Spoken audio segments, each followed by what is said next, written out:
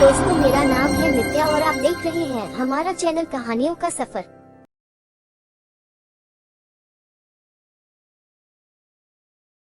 झूठी शान। एक जंगल में पहाड़ की चोटी पर एक किला बना था। किले के एक कोने के साथ बाहर की ओर एक ऊंचा विशाल देवदार का पेड़ था। किले में उस राज्य की सेना की एक टुकड़ी तैनात थी। देवदार के पेड़ पर एक उल्लू रहता था। वह भोजन की तलाश में नीचे घाटी में फैले ढलुआ चरागाहों में आता। चरागाहों की लंबी घासों व झाड़ियों में कई छोटे मोटे जीव व कीट पतंगे मिलते, जिन्हें उल्लू भोजन बनाता। निकट ही एक बड़ी झील थी, जिसमें हंसों का निवास था। उल्लू पेड़ पर बैठा झील को निहारा करता। उसे हंसों का तैरना व उड़ना मंत्रमुग्ध करता। वह सोचा करता कि कितना शानदार पक्षी है हंस। एकदम दूध सा सफेद, गुलगुला शरीर, सुराहीदार गर्दन, सुंदर मुख व तेजस्वी आंखें। उसकी बड़ी इच्छा होती किसी हंस से उसकी दोस्ती हो जाए। एक दिन उल्लू पानी पीने के बहाने झील के किनारे उगी एक झाड़ी पर उतरा। निकट ही एक बहुत शालीन व सौम्य हंस पानी में तैर रहा था। हंस तैरता हुआ झाड़ी के निकट आया। उल्लू ने बात करने का बहाना ढूंढा। हंस जी, आपकी आज्ञा हो तो पानी पीऊं। बड़ी प्यास लगी है। हंस ने चौंक कर उसे देखा और बोला, मित्र, पानी प्रकृति द्वारा सबको दिया गया वरदान है। ऐस पर किसी एक का अधिकार नहीं। उल्लू ने पानी पिया, फिर सिर हिलाया जैसे उसे निराशा हुई हो। हंस ने पूछा, मित्र, असंतुष्ट नजर आते हो, क्या प्यास नहीं बुझी? उल्लू ने कहा, हे हंस, पानी की प्यास तो बुझ गई, पर आपकी बातों से मुझे ऐसा लगा कि आप नीति व ज्ञान के सागर हैं। मुझ में उसकी प्यास जग गई है। वह कैसे बुझेगी? हंस मुस्कुराया, मित्र, आप कभी भी यहाँ आ सकते हैं। हम बातें करेंगे। इस प्रकार मैं जो जानता हूँ वह आपका हो जाएगा और मैं भी आपसे कुछ सीखूंगा। इसके पश्चात हंस व उल्लू रोज मिलने लगे। एक दिन हंस ने उल्लू को बता दिया कि वह वास्तव में हंसों का राजा हंसराज है।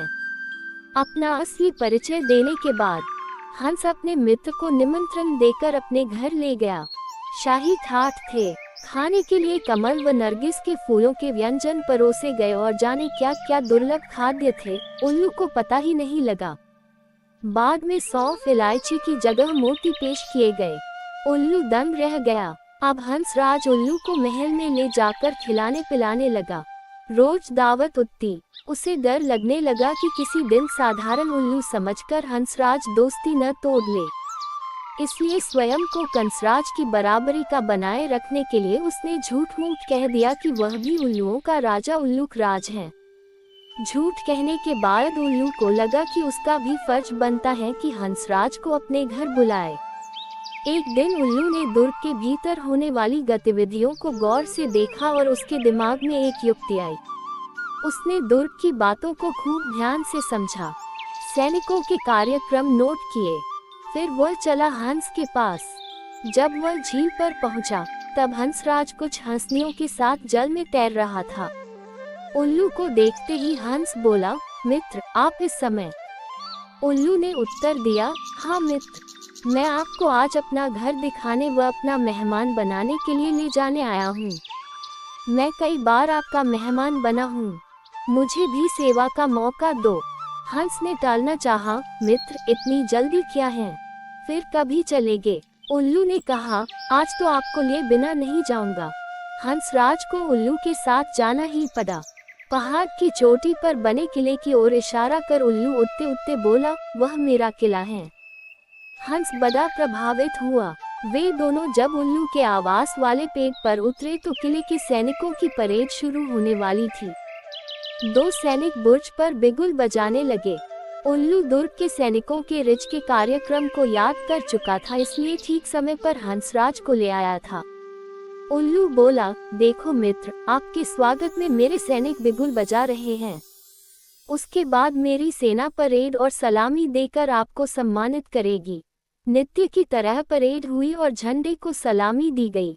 हंस समझा सचमुच उसी के लिए ये सब हो रहा है। अतः हंस ने गदगद होकर कहा, धन्य हो मित्र, आप तो एक शूरवीर राजा की भांति ही राज कर रहे हो। उल्लू ने हंसराज पर रौब डाला।